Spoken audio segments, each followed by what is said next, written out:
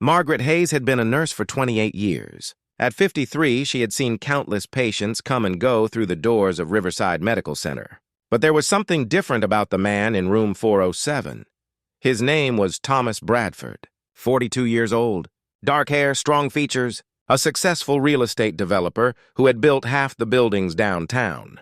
3 months ago, a car accident on Highway 9 had left him in a coma. The doctor said his chances were slim. Margaret had volunteered to be his primary nurse. While others hurried through their rounds, she took her time with Thomas. Every morning at 7, she would enter his room with warm water and fresh towels. "Good morning, Thomas," she would say softly, as if he might hear her. "It's Tuesday. The maple trees outside are turning the most beautiful shade of gold." She would carefully wash his face, speaking gently about the weather, the birds she saw on her drive to work, the tomatoes ripening in her garden. Her movements were tender, unhurried. She treated him with the same dignity she would want for herself. Margaret had learned long ago that kindness costs nothing.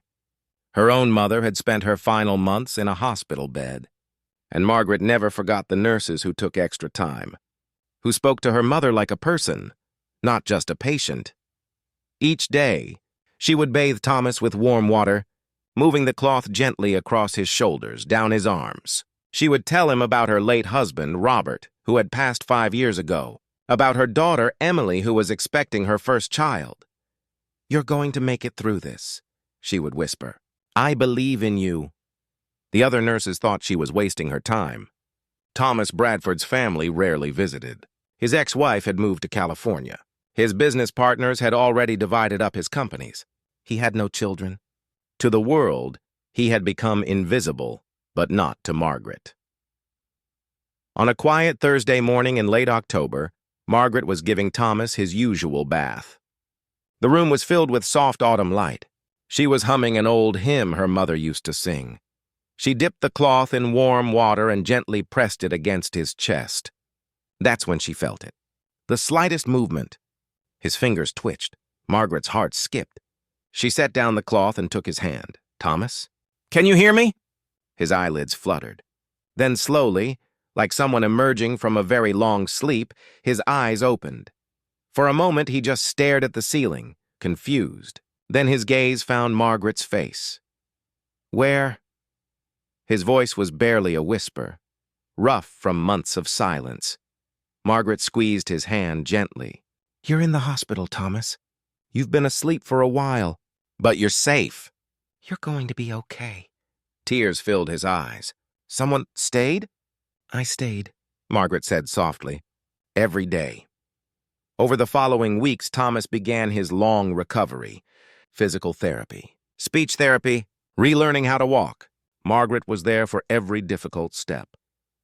As his mind cleared, Thomas began to remember fragments. Not of his accident, but of something else. A woman's voice talking about gardens and grandchildren. Gentle hands. Kindness when he had nothing to offer in return. "Why did you do it?" he asked Margaret one afternoon as she helped him walk down the hallway. "You didn't know me. I had no family coming. Why did you care?" Margaret smiled. "Because someone needed to. And because I know what it's like to feel alone. My husband used to say that kindness is the only thing we leave behind that truly matters." Thomas stopped walking. He looked at this woman who had sat with him in his darkest hour, who had treated him with dignity when the world had moved on. "I spent 40 years chasing money," he said quietly, "building empires. I thought that's what made a life meaningful. But lying there, hearing your voice, that's when I understood. The only thing that really mattered was that someone cared." Margaret patted his arm. "You have a second chance, Thomas. That's a rare gift. What you do with it is up to you." 6 months later, Thomas had made a remarkable recovery. But he didn't return to his old life. Instead, he sold most of his properties and created the Bradford Foundation for healthcare workers. He funded programs for nurses, better staffing, mental health support, and every Tuesday morning he volunteered at Riverside Medical Center, visiting patients who had no family, sitting with them, talking to them, treating them the way Margaret had treated him. Margaret retired the following spring. At her retirement party, Thomas stood to speak. "This woman taught me that true wealth isn't measured in buildings or bank accounts," he said. It's measured in moments of kindness. In the gentle touch of someone who sees you as human when the world sees you as nothing. He looked at Margaret with gratitude shining in his eyes. She gave me back my life. But more than that, she showed me how to live it. Margaret wiped her eyes. She had never expected recognition. She had simply done what felt right. That's the thing about kindness. It doesn't ask for anything in return. It doesn't need applause or reward. It simply exists like sunlight, warming the places that have grown cold. And sometimes, if we're very lucky, it changes everything.